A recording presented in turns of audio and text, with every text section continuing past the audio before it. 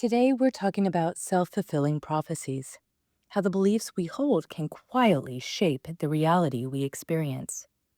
Welcome to Behind the Curtain of Letting Destiny Deliver. I'm joined by Dr. James Rini, author and psychotherapist with 47 years of experience. I'm the Curiosity Conduit, a retired law enforcement officer and current master's student in clinical mental health counseling. Together, we'll explore one powerful question. Are we predicting our future or helping create it? So stay open, stay curious, and let's see what destiny delivers. A self fulfilling prophecy occurs because we become fixated on a particular belief. This fixation can easily lead to the creation of self fulfilling prophecy. So I attached the pathway 6, which is avoid mindsets and limiting beliefs that create blind spots for this one. What do you have to say about this quote? Definitely do that. Mindsets do create blind spots. But like all other blind spots, you don't know you have it. That's why it's a blind spot. Yes. So when talking about this fixation, this fixation can easily lead to the creation. What do you mean, like being fixated? Can you give an example of when this would happen in a relationship for a self-fulfilling prophecy? Well, I guess this is kind of stereotypical. If I believe you're cheating on me, Mhm. a lot of people will go, well, since you think I'm doing it, I might as well go ahead and cheat on you. So by accusing the person of cheating on you, you actually motivate them, or in revenge, they cheat on you. Whereas if you hadn't accused them of cheating on you or wanting to cheat on you, odds are they wouldn't have done it. So I could say, you're really angry with me right now. And you could deny it, and I could keep accusing you of it, which then would make you angry. And I go, see, I knew you were angry at me. So you create that very thing that you're saying is happening by just the energy exchange that takes place by accusing somebody of something over and over that they're not guilty of, but you are certain they are guilty of it. And you can do that within oneself. It isn't just another person. If I think I'm going to get sick, I can make myself sick by thinking I'm going to get sick. And it occurs rather often, rather frequently. So I want to make mention of another quote that really ties into what you were talking about, where the example of when somebody gets fixated and thinks that their significant other is going to cheat on them or is cheating on them, that there is, I'm going to read this quote here. Distance usually makes one vulnerable to getting one's need for closeness met elsewhere. So, really, this self fulfilling prophecy, their insecurity of feeling this way is creating Distance. the distance, which then creates somebody's need not being met and then Perfect. looking for it elsewhere. That's how it creates a self-fulfilling prophecy, right? Now, I do attach pathway 9, actions that give and earn love and respect with regards to distance. Well, it creates a connection. Love and respect. We're connected. If I am accusing you of things that aren't true or mischaracterizing you, we're disconnected, which create that distance. And I suppose this distance in a relationship, it doesn't have to be a romantic relationship. It can be in friendships and stuff like that, where Yes. certain behaviors, where I've seen it. I've even experienced this in my early 20s with close friends of mine, where I would get jealous of, oh, my one friend, that's my best friend. That can't be your, best friend. And it would just create this like feeling of, I don't like this. So they want to distance themselves. Um, and so it can be in friendships as well, which creates, what did it do? It pushes them closer to the other person, right? Because I am creating that distance with a friend, don't want them to be hanging out with somebody else. That's why I call the no-win situation paradoxes and self-fulfilling prophecies communication viruses. We can all catch the virus, and we can spread that virus to anyone we come in contact with. And these are the ones that are most abundant in our everyday life. It is. And it's being aware of them that then gives you power over them. As long as you're unaware of them, then they have power over you.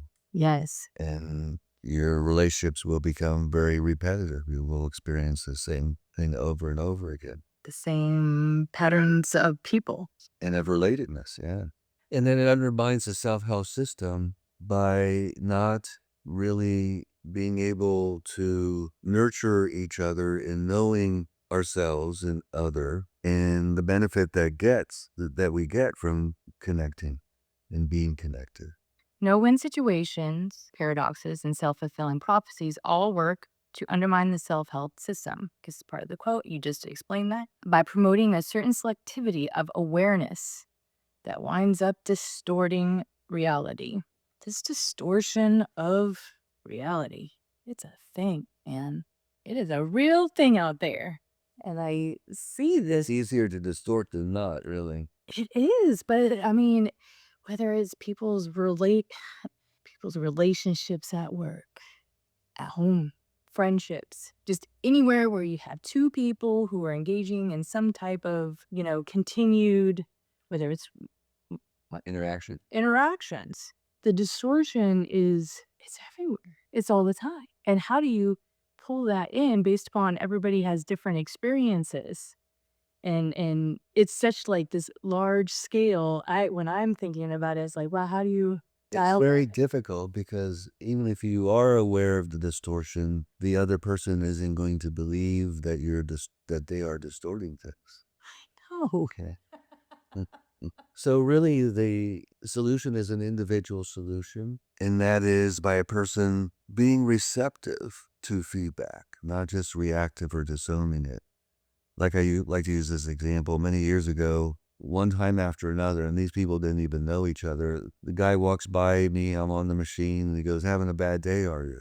But I wasn't, but I must have looked like I was having a bad day. And then when another guy did it, a couple of weeks later, didn't even know me, so I didn't just reject that because I knew I wasn't having a bad day. I was receptive to the fact that even though I wasn't having a bad day, my facial expression looked like I was having a bad. It was probably a focused look is what I It does, but that's not how it looks to other people. it looks like resting bitch face. Exactly. Yes. So I focused on smiling more, chewing gum, you know, dialoguing as a way to then clear up the distortion I was creating, but, I didn't just disown what the person said. I said, okay, how might that make sense somehow? And I was in my early 20s. I got a lot of feedback again from independent sources, and I had a very monotone voice. They couldn't tell whether I was up or down. Well, I don't hear that anymore, so they either stopped telling me that I would tell you. or I'm better at not doing it. I think you do. Like that I was receptive to the feedback. Mhm. Like one time my sister was sharing some good news with me and I go, "Maria, I'm really happy for you." I go, "I know that didn't sound like I really am." She goes, "You're right, it didn't." But that was because I was aware I'd been told how my voice was monotone and didn't show any emotion or, express any emotion. Hmm. Again, I was open to the feedback. That's a healthy ego there. The ego is receptive because again, the ego is the information police. It decides what we let in and what we keep out. And people are very defensive. They have a hard time hearing Yes.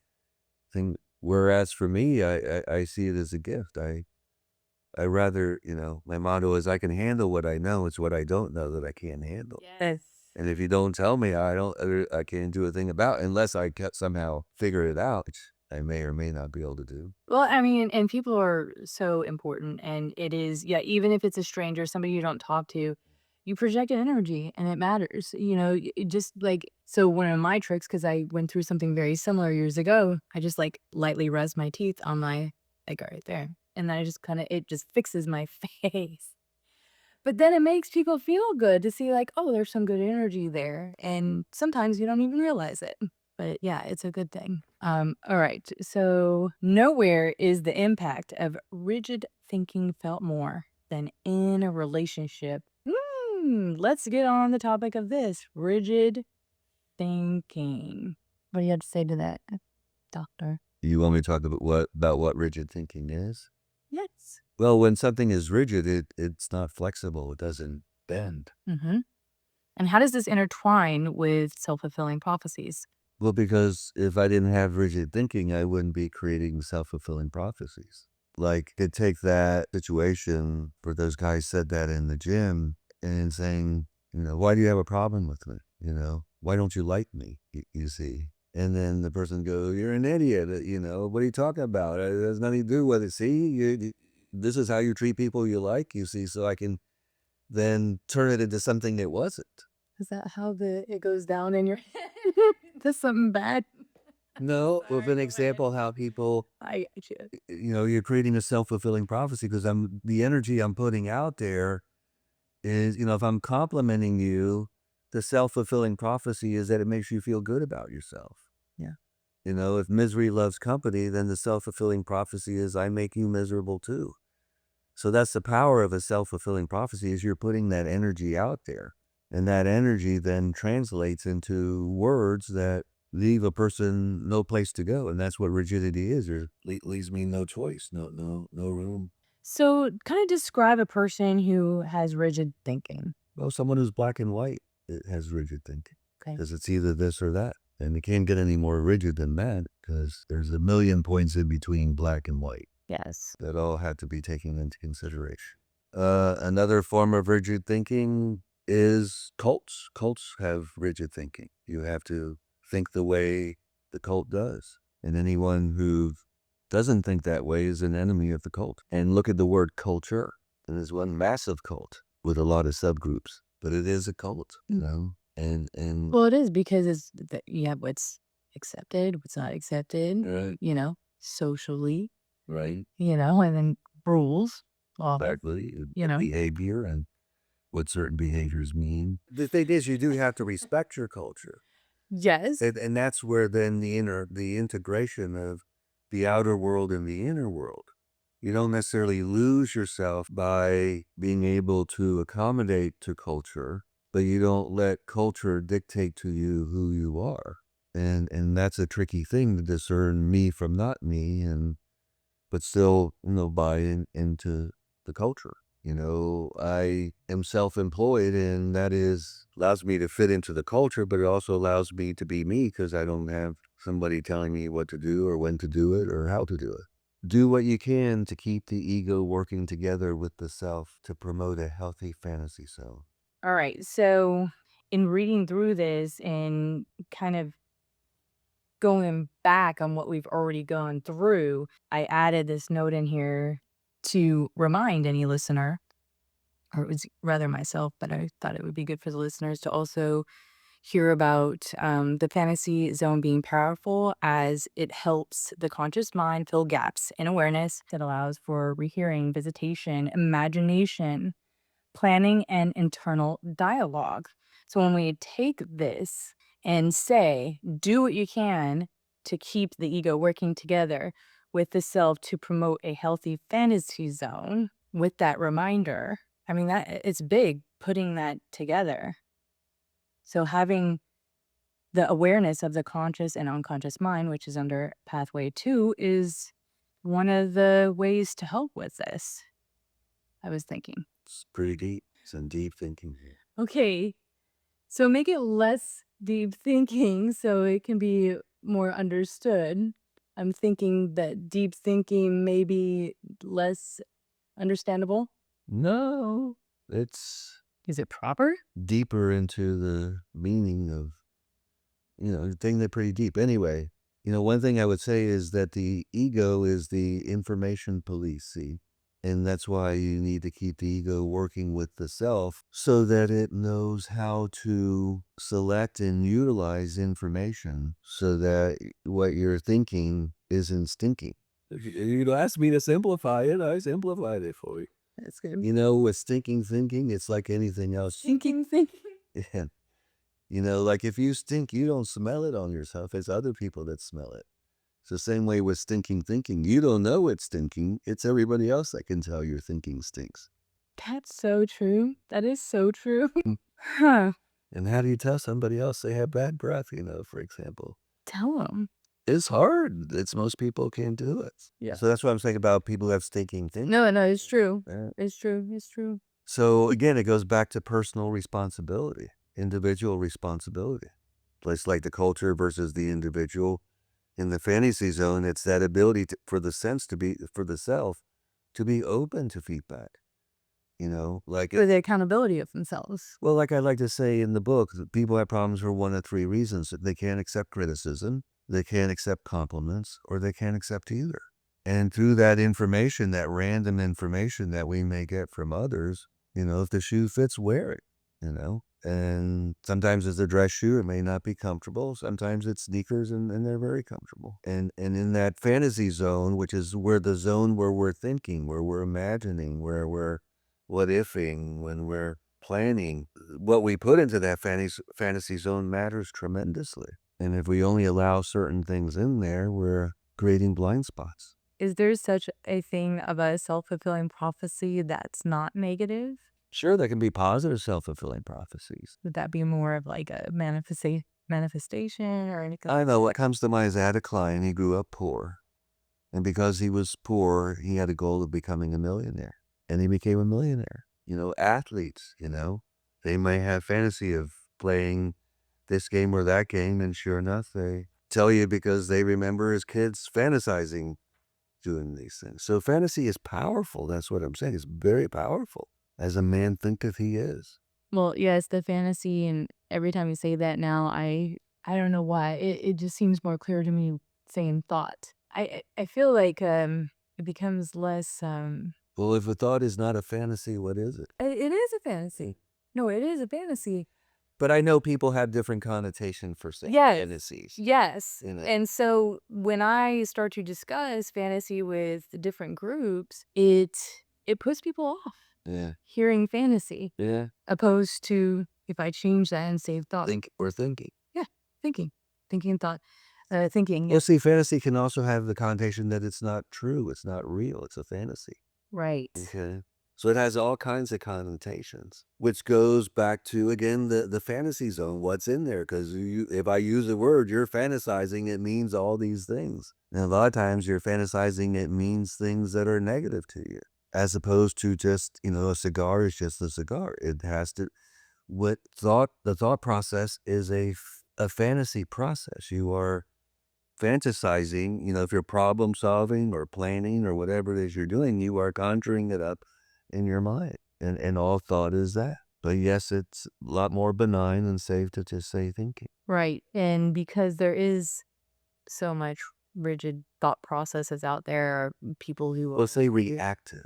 reactive, Rigidly reactive. How's that? We'll combine the two terms. rigidly reactive. I mean, they react, but they react in very rigid ways. Yes. Very stereotypical, not being receptive to the idea, that kind of rigidity. But if you take that and change it, but you're still saying the same thing, which allows them to hear it, I've got Well, it allows you to conceptualize what it is you're talking about in a different way than just thought. Like there are words in other languages that there isn't a comparable word in English. So we can't have that thought process because we don't have the same words that would convey. Like the word Gestalt is a German word. It doesn't mean anything to people. And there isn't an English translation. There isn't a word that translates from German Gestalt to an English word. What Gestalt means is the whole is greater than the sum total of its parts. Now think about that. Fantasize about what that might mean. I have. I love it. Hello. I love it. It's exciting. Yeah, if you can't see the forest for the trees, you can't see the whole that's greater than its parts. When I equated that in to law enforcement, it was a saying that I would say it would be it's the totality of the circumstances because we would deal with circumstances, right? So it's not just one thing here, here, here, here. It's the totality, right, of it. But yes, I do. I love that. It's so important, but not a lot of people look at things that way. It's hard because the looking at it, not being able to see the forest for the trees is an analytical process. Because when you analyze things, you're breaking it down into its parts. So you can't see the whole if you're breaking it down into its parts. And people tend to be much more analytical than they are necessarily holistic in their thinking because of the word why, because of the need to know why.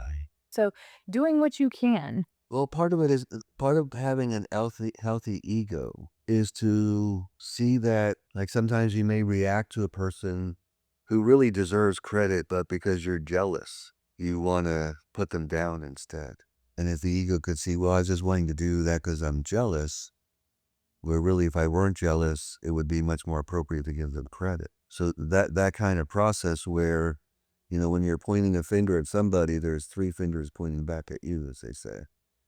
And that ability to see, well, especially if it's something negative. We do it positive too as well. But if it's something negative, it's like, okay, what negative reaction am I having to this person that really I can own as me? And sometimes it's not. Sometimes that person owns all the reactions. Sometimes it's you reacting to some insecurity or feeling of inadequacy or frustration or whatever that then causes you to mischaracterize the person. I have a thing that I don't know if there's something out there, there probably is, but I call it the 180. But I've actually combined this to the me, not me.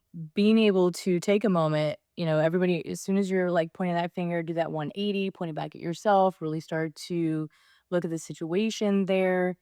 But then I thought when I learned about you're like, hey, you're describing the me, not me axis and that you use created, named, kinda maybe like my 180. Yeah. Alright.